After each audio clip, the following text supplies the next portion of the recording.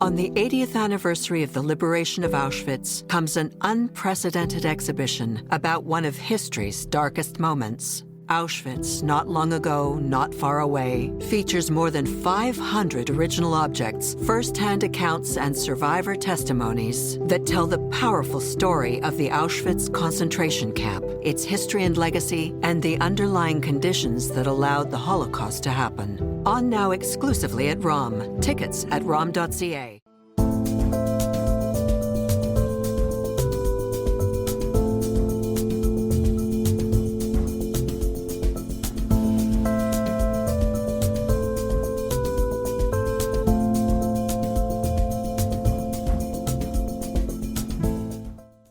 No, I need it. Oh, you need it? Yeah. Because, I wrote it 20 years ago, which is amazing. Well, it's that you don't have to make a new speech anymore. Recycle, reuse. I'm going to reference the fact that it was 20 years ago. That's the voice of Canadian human rights advocate and former Justice Minister Irwin Cotler. He was reviewing a newspaper article that he wrote 2 decades ago where he'd warned that the Islamist regime in Iran was a threat to global peace, to the Jewish people, to the state of Israel, and that Canada needed to bring in sanctions, including designating the regime's Islamic Revolutionary Guard Corps a terrorist organization, because they answer to the supreme leader, the Ayatollah, they protect the country's nuclear sites, they support terror groups in and outside of Iran, and they repress dissent. Cotler was refreshing his notes, not that he needs much help to remember any of it, because he's slated to speak today, Friday, July 18th, to a Canadian Jewish Federation event marking 31 years of the bombing of Argentina's Jewish Federation headquarters in Buenos Aires in 1994. That was masterminded by Iran, carried out by Iranians and its proxies in Hezbollah, and Cotler is speaking about the long shadow of Iranian terror to this day. At the time, the AMIA bombing was the worst mass terrorist attack on Jews since the Holocaust. It remained so until October 7th. No one's been convicted, although Argentina has tried. But in the last 20 years since Cotler wrote his article, he's devoted much of his career to sounding the alarm about the dangers of Iran's terrorist regime. He did it while he was Justice Minister. He did it as founder of the Raoul Wallenberg Centre for Human Rights, which he continues to do, and while he was Canada's first special envoy, preserving Holocaust remembrance and combating anti-Semitism.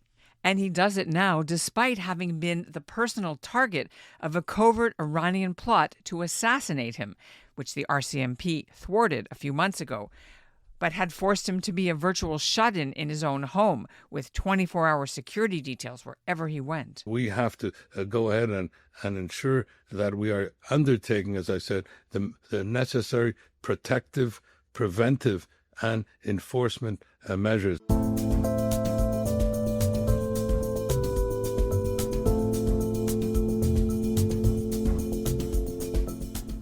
I'm Ellen Besner, and this is what Jewish Canada sounds like for Friday, July 18th, 2025. Welcome to North Star, a podcast of the Canadian Jewish News, made possible in part thanks to the generous support of the Ira Gluskin and Maxine Gronowski-Gluskin Charitable Foundation. Irwin Cotler has been nominated 4 times to win the Nobel Peace Prize. He turned 85 earlier this spring, but his punishing schedule hasn't eased up. In fact, he just had his hair done in preparation for Friday's live event on Iran's involvement in the bombing in Argentina and elsewhere. It's a chance for Cotler to repeat his well-practiced warnings to Canadian authorities about Iran, warnings he's recently given to Mark Carney, Canada's new Prime Minister, and his officials, that Canada needs to do much more to stop the estimated 700 Iranian criminals who've entered our country and use it as a safe haven. And he hopes the new Liberal leader will do more than what he thinks the Trudeau government did on the file, which he called just tweeting and virtue signaling on an issue that nearly cost Cotler his life. Here's our conversation from his dining room table. I'm sitting in Montreal with Professor Irwin Cotler, and we're about to mark the 31st anniversary of the AMIA bombing in Argentina from July 18th, 1994, when 85 people were killed, 300 or more were wounded. And you're about to give a speech online to mark this occasion to the Jewish community. Why should Canadians remember this And how much justice has been achieved to date, if any? Ironically, and not only should Canadians remember this, but should also see this as a call to action. Indeed, those were the words I even used close to 20 years ago, pursuant to my discussions then with the special prosecutor in Argentina, Alberto Nisman. And Alberto Nisman, at the time, shared with me what were to be his published principal findings that still are relevant now. And he then was deemed to have committed suicide, but in fact, recently a court determined that in fact he was murdered, and he was murdered because of the revelatory findings that he made. First, he concluded that the mass terrorist bombing was, in his words, conceived, planned, and ordered by the highest echelons in the Islamic Republic of Iran. He called for, at the time, national and international arrest warrants to be issued for former Iranian President Rafsanjani and former members of his government, which included the then Minister of Intelligence and Security, etc. The second major finding that he concluded was that the act itself was carried out by Hezbollah, a principal proxy of Iran. One could say, plus ça change, plus c'est la même chose. Third, he said that the act had to be seen specifically, as he called it, quote, as an act of anti-Jewish terrorism. The fourth thing he said, he referred again, plus ça change, plus c'est la même chose, to the vast Iranian intelligence and operational structure which has infiltrated Argentina. And that, too, is something where I recently spoke of the danger of sleeper cells being activated. We want to talk about that in a minute. Here in Canada. And then he added that we can also prove that a pivotal motivation for the attack was Argentina's decision to cancel the contracts for providing nuclear technology and arms to Iran. Amazing how what was said then 20 years ago is so stunningly relevant today. And that's why I then, at the time, set forth an action plan for the Canadian government, which I regret has yet to be implemented, and which I had recently reaffirmed again in an op-ed for the National Post. And that action plan is, number one, that we had to support the issuance of arrest warrants for the Iranian authorities implicated in that terrorist attack, that as Iran was a state party to the Genocide Convention, and inasmuch as incitement to genocide is a standalone breach of the Genocide Convention, whether or not mass atrocities follow, we should then, I said, and repeat now again, impose sanctions at the very least on the supreme leader of Iran and those associated with him for their standing incitement to genocide. It's often forgotten that the 21st century began on January 4th, 2000, with the supreme leader saying at the time, and has repeated since, that there can be no resolution of the Arab-Israeli conflict without, to use his words, the annihilation of the Jewish state. He didn't even use the euphemism of the Zionist regime. And he has continued with that until just as recently in May and June 2025, saying once again that we have to extract this cancerous tumor, Israel, from the Middle East. And we have yet also to engage in domestic prosecutions of those Iranian IRGC officials who have entered Canada, in respect of which one has been deported. There are others that are being investigated, but we should be engaged in domestic prosecution. We have a universal jurisdiction authority. It comes from the War Crimes and Crimes Against Humanity Act that was adopted in 2000. It was one of my first pieces of legislation that I co-sponsored as a just elected member of Parliament. We introduced then, and it lapsed, and I'm hoping we do it again, the annual Iran Accountability Week. And I said then, and we'll conclude now, that we had to regard what was happening in Iran as constituting a sevenfold threat. I can do it in one-liners. A nuclear threat, a missile threat, a terrorist threat, where Iran is the leading world state sponsor of international terrorism, for a hegemonic threat, whether it be with regard to Syria, the Houthis, Hezbollah in Lebanon, etc. The fifth threat had to do with the cyber security threat and the manner in which their whole misinformation, disinformation, etc. The seventh threat had to do with the whole matter of transnational repression and assassination. And we've seen those assassination threats recently. Just again, 2 days ago, a fatwa issued by a senior scholar in Iran against President Trump, calling for his assassination. And the final threat, which is oft ignored, is massive domestic repression. As I'm speaking with you, in the immediate aftermath of the Iranian-Israel ceasefire, we've witnessed massive domestic repression in Iran. We also know that you too had faced threats from Iran. Is that changed since the Iran war happened? Is that still happening? Are you allowed to say? What is true is that the threat level has been lowered. I'm still under threat, but the high level of threat has been lowered. Although, as I said, ironically, when speaking to Canadian law enforcement authorities and the like, that at a time that Iran has heightened its conflation of both massive domestic repression and transnational repression and assassination, and there have been reports out of the UK and Sweden, etc., of the targeting of Jewish leaders, leaders of the Iranian diaspora. I'm not sure that the lowering of the threat warning is consistent with the realities of the situation, but that are the facts, namely threat levels below. For me, that's good, because I felt too much, maybe, protection on a 24/7 level. I still have 24/7, but not with the same assemblage of protection. So you mentioned the sleeper cells.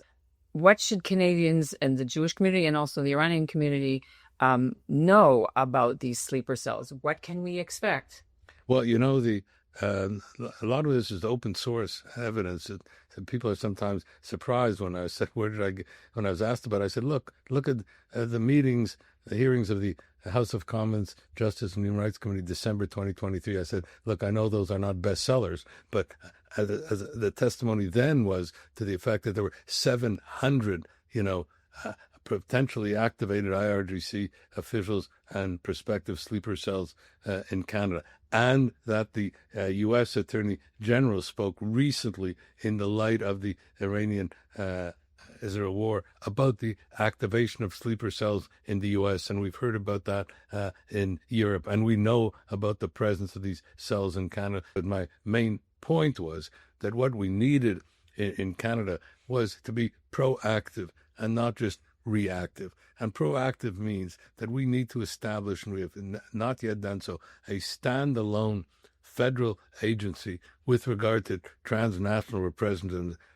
assassination. We have not done that. We need to set up a stand-alone sort of victims protection framework so that those who are under threat in Canada, be it the leaders of the Iranian diaspora, be it journalists, be it human rights defenders, be it PS 752 and families, a case study in the conflation of domestic repression, will know to whom to report, to have their voices know. We need to have parliamentary hearings on these matters because it's been some time that we've had the evidence come forward. As I said, we used to have annual Iran Accountability Weeks. That's been stopped for a number of years now. We need to return to that. And number 4, we must start to engage in domestic prosecution, invoking the principles, I said, of universal jurisdiction, and making this a priority for the G7. I recommended this to the G7. Raoul Wallenberg Centre for Human Rights put out a position paper on this.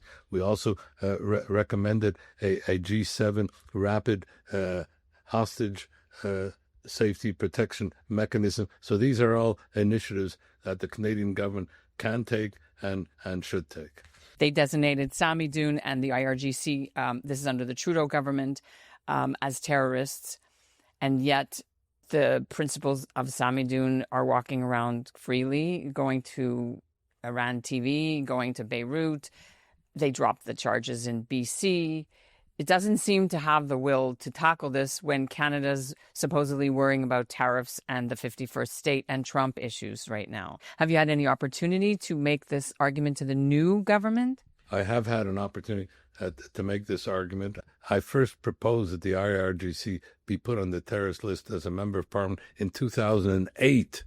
It took until 2024, 16 years later, until it was finally put on the terrorist list. And it's not enough to put them on the terrorist list or to put Samidoun on the terrorist list if there's not going to be effective enforcement. I mean, the fact that they can still retain non-profit status at the same time that they're on the terrorist list is a contradiction in terms. So as I've always said, what we need to do is organize ourselves around the 4 Ps, which is the first P is the prevention to begin with. The second P is the protection of the prospective victim. The third P is prosecution. We have not engaged in prosecution. And the fourth P is partnership between federal, provincial, municipal authorities, because each is saying it's not me, it's the other. No, it has to be the integrated responsibilities, and the federal leadership has to take the lead in this regard.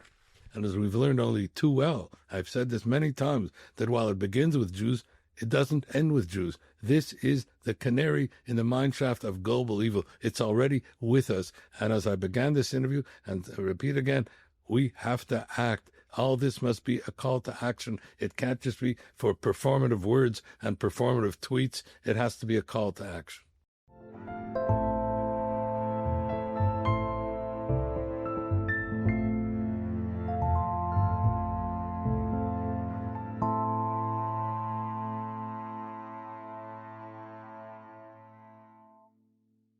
On the 80th anniversary of the liberation of Auschwitz comes an unprecedented exhibition about one of history's darkest moments. Auschwitz, not long ago, not far away, features more than 500 original objects, first-hand accounts, and survivor testimonies that tell the powerful story of the Auschwitz concentration camp, its history and legacy, and the underlying conditions that allowed the Holocaust to happen. On now exclusively at ROM. Tickets at rom.ca.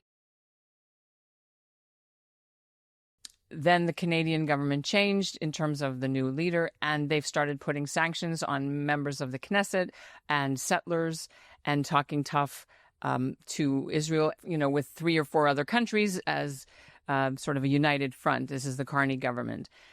Saying it was genocide, then walking it back, that he didn't really mean it, he didn't hear it. I'm just wondering, to sort of pivot a little bit, how do you see the Canadian government's policy on relations with the state of Israel now different than the predecessor? Well, sorry for the long question. No, it's too early to tell, but I will say the following, that I was very disappointed with the previous government. I will summarize those disappointments, but Melanie Joly, we're meeting here in my home. She's been here, and our relationship was always very on a very open and honest relationship. And in my last meeting with her just before the election of President Trump in the States, at the time that Kamala Harris was the presidential candidate, becomes relevant to what I'm saying. I'm not deflecting. We were here, and I said, Melanie, you said that Israel has a right to defend itself.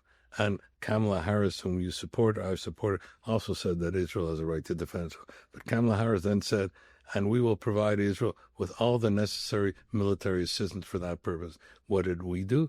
We became the first G7 country to impose an arms embargo against Israel. So Melanie answered, well, maybe that was a misnomer. We were only interdicting certain weapons. I said, yes, weapons produced by a Quebec-based corporation called Quebec Dynamics, intended for the U.S. so that they could fulfill their obligation to Israel, meaning that we not only were breaching our obligations to our only democratic ally in the Middle East, Israel, but we're also breaching it to our principal democratic ally, the U.S., who could not implement their own responsibilities to Israel. I said, secondly, we became the first G7 country to restore funding to UNRWA at a time when UNRWA was under investigation for its complicity with Hamas. I said, I'm not saying we shouldn't be restoring funding to UNRWA. What I'm saying is we should at least await the conclusion of an investigative inquiry to see whether or not UNRWA is in fact being complicit with Hamas, and all the evidence now shows that it has been. And the third thing is that Canada, in respect of our principal ally, Israel, sometimes appears to be treating that ally not as an ally, but sometimes as an adversary. I'm speaking now about our interventions in UN debates and in UN votes. And when we begin to be sanctioning Israelis rather than be sanctioning those who are themselves involved in genocidal incitement and the like, then we are engaged in an asymmetrical response in terms of our overall approaches. And I say this as somebody who cares about the UN, but we have to call out the UN when it itself is engaged in selective opprobrium and indictment of one member state in the Middle East. This kind of Alice in Wonderland situation has to be addressed and redressed. So you're saying it's too early to tell with Carney, despite the steps that it has made already, taking sanctions against Israel settlers and Israeli MKs and threatening sanctions and things. So it's still too early. Well, I say that because we have to realize that Canada was not alone with regard to those sanctions. And we are very much linked to, as Prime Minister Carney has said, to the coalition of the willing with regard to the UK and France. So we were not alone with that. That's number one. Number two, also to be fair to the new government, Carney has made some strong condemnatory statements with respect to anti-Semitism, also with respect to the fact that not only the hostages must be released, but that there can be no role for Hamas in Gaza and the like. And I think the most important thing is that he's charged now his special advisor, Scott Gilmore, has been in touch with me to develop an action plan for combating of anti-Semitism. I've had a conversation already with Scott Gilmore. The Carney government seems to be taking this seriously, and I believe we will see an action plan in place, and he's already announced certain prospective initiatives in that regard. So I'm looking forward, number one, to that action plan. Number two, to the implementation of that action plan. I have to say that I do find Prime Minister Carney's leadership not to be performative or virtue signaling. When he says he will do something, he's done it. And so I trust that, in fact, this will be done. In June, before the Iran-Israel 12-day war, there was supposed to be a meeting in the United Nations sponsored with France to discuss maybe recognizing Palestine as an independent state. And France was pushing it. And I'm wondering, what do you know, if anything, about Canada about to do the same, unilateral without peace negotiation? I have heard, and I believe the Prime Minister Carney has said so, that Canada will not unilaterally recognize Palestine. I believe that the Prime Minister understands that Hamas cannot be there. It cannot be an armed Hamas. It cannot be a governing authority. I think they understand, and I think, yes, Canada supports a two-state solution, but not a unilaterally imposed two-state solution. And I think they would, knowing Prime Minister Carney, I think he would support two democratic states side by side. That's the best guarantee of security for both Palestinians and Israelis, and the best guarantee for a path towards peace and prosperity for both Palestinians and Israelis. I'm very honored to have spoken to you. Thank you for giving us your latest updates. We could talk for 2 hours, but I don't have the time in the podcast. So we'll speak again, and all the best to you. Thank you so much for being on North Star. Thank you. It's always a pleasure to talk with you. It's your evocative questions that allow me to respond.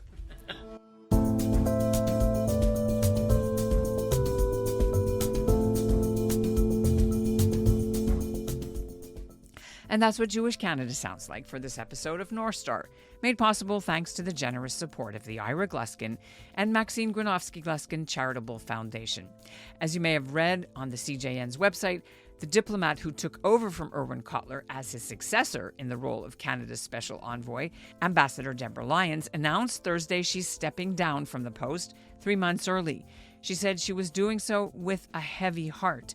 It isn't known why she's leaving, but we'll be sitting down with her on Monday for an exit interview, so tune in then. Our show, North Star, is produced by Zachary Judah Kaufman and Andrea Varsany. The executive producer is Michael Freeman, and the music is by Brett Higgins. Thanks to Gila Cotler for the cover photo. And thanks for listening.